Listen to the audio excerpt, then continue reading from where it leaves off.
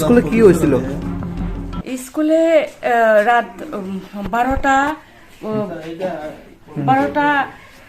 10 মিনিটের মধ্যে কমিটির লোক আমাকে ফোন করেছে যে স্কুলে নাকি চুরির চেষ্টা হয়েছে।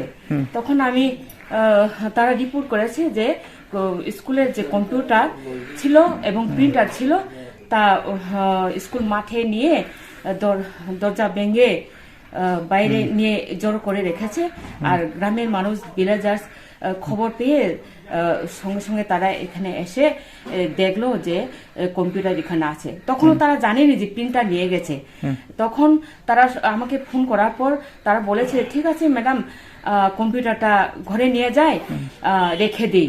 ঠিক আছে, তাহলে আমরা ভেবেছি সব ঠিক আছে, কিন্তু পরক্ষণে আমাকে আবার ফোন করেছে, ম্যাডাম প্রিন্টার নেই তো, প্রিন্টার তো আমরা দেখিনি। এরপরে আবার আজকে সকালে ভোরে এসে তারা চেক করলো কমিটি সহ, আবার এসে দেখলো যে প্রিন্টারটা নেই। রাত্রিবেলা কিন্তু রাত্রিবেলা কে ফোন করছে? ভিলেজার্স কমিটির লোক। ওনার নাম কি? মনীন্দ্র দেব বর্মা, এসএমসি চেয়ারম্যান।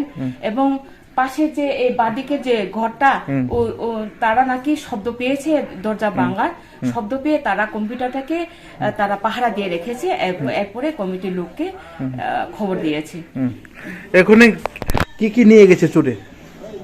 এখন পর্যন্ত আমি যা দেখেছি, প্রিন্টারটা তো ভিলেজাররা রেখে দিয়েছে, প্রিন্টার নেই, তারা আমাকে রিপোর্ট করেছে।